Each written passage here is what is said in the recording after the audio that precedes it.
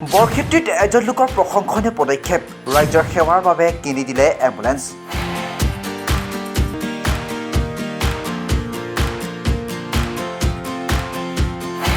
মাটি নিকিনি ৰাজহুৱা স্বাৰ্থত এম্বুলেন্স কিনিলে শম্ভু ওৰফে তিলক কলিতা নামৰ এজন ব্যক্তিয়ে।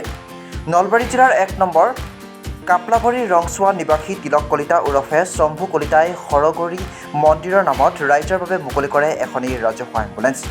এম্বুলেন্সখন মুকলি কৰে গুৱাহাটী মহানগৰ উন্নয়ন প্ৰাধিকৰণৰ অধ্যক্ষ নাৰায়ণ ডেকাই।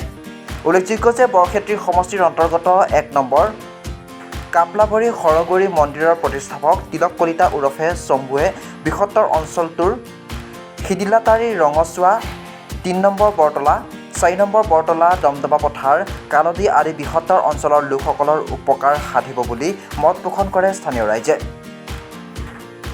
উল্লেখযোগ্য যে এই এম্বুলেন্সখনৰ সেৱা লাভ কৰিবলৈ 6001949150 আৰু 9365451648 নম্বৰত যোগাযোগ কৰিব পাৰিব। ব্যক্তিগৰাকীৰ এই প্ৰশংসনীয় পদক্ষেপক সৰ্বত্ৰে প্ৰশংসা কৰা পৰিলক্ষিত হৈছে। মোৰ নাম তিলক কলিতা, দেউতাৰ নাম ভদ্ৰেশ্বৰ কলিতা, মাৰ নাম প্ৰেমতা কলিতা। দুইটাই নাই, পিতৃ মাতৃ হাৰা। তো মই অৰিজিনেল মানুহ আছিলোঁ লাওপাৰা। আমাক নদীয়ে ভাঙি বহুত জাগা জিগিৰ কৰিছে। মোৰ মামাহঁতৰ গাঁৱৰ ১ নম্বৰ কাপলাবৰী ৰংচোৱা গাঁও। এইখন গাঁৱে মোক আশ্ৰয় দিছিল, এইখন গাঁৱে মাটি দিছিল। মাটি দি এইখন গাঁৱৰ মানুহে মোক বা বোন তুলি চবৰ পৰাই বা বোন নি মোৰ দেউতাই এটা ঘৰ বনাইছিল। তাতে মোক ডাঙৰ দীঘল কৰিছে, মোৰ ল'ৰা আমাৰ পিতৃ আমাক ডাঙৰ দীঘল কৰিছে।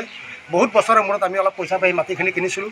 তাতে কিবা মই সপোন যোগে অলপ পাই মই হৰগৌৰী মন্দিৰটো তাতে স্থাপিত কৰিছোঁ।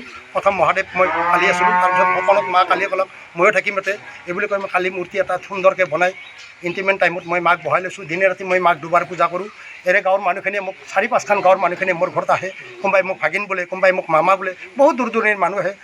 ডিব্ৰুগড়, যোৰহাট, তিনিচুকীয়া, মঙলদৈ, বহুত দূৰ দূৰণি, নগাঁও, ইফালে যোৰহাট, বহুত দূৰ দূৰণিৰ মানুহখিনি আহে। কিয় আহে মই নাজানো। মই থান পালি মোৰ পৰিয়ালক জীৱাবাক দি আছোঁ। মন্দিৰটোৰ মই অক্ষয় বন্তি ঘৰ থান পালিয়ে মই চলাই আছোঁ। মই কোনো ঠিকা নকৰোঁ, মই কোনো বেপাৰ নকৰোঁ। অকল থানখনত মই পূজা কৰি মোৰ সংসাৰখন চলি যাই আছে।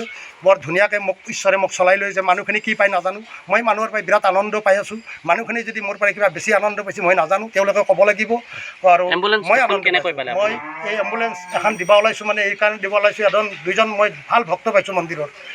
এজন ৰেলৱে ঠিকাদাৰ, এজন ৱাটাৰ ছাপ্লাই ঠিকাদাৰ। এই দুইজন মানুহে মোৰ জীৱনত খুব ডাঙৰ কাম কৰি দিছে, খুব ডাঙৰ কাম।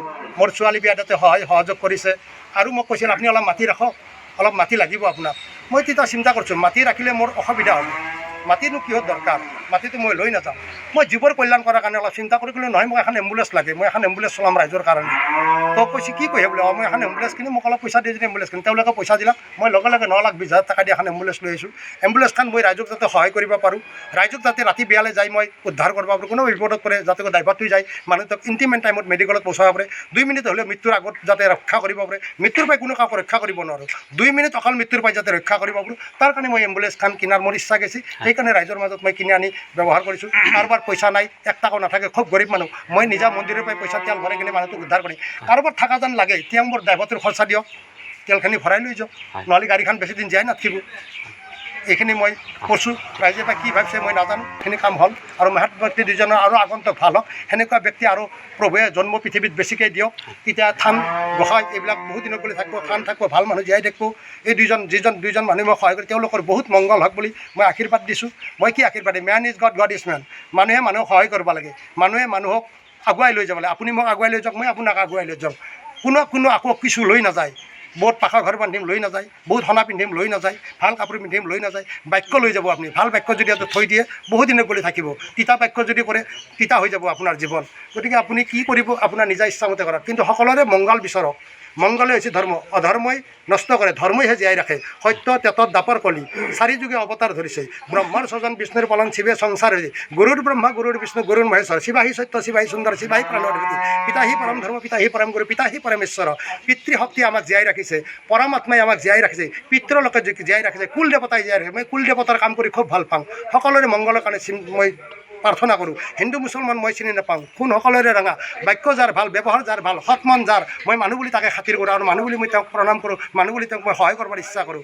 সৎগুণী সৎকৰ্মে মই পাব ইচ্ছা কৰোঁ আৰু দিব ইচ্ছা কৰোঁ। এইখিনি। নলবাৰীৰ পৰা ৰিংকু ৰয়েছ চৌধুৰীৰ ৰিপৰ্ট, আছাম ফ্ৰণ্ট।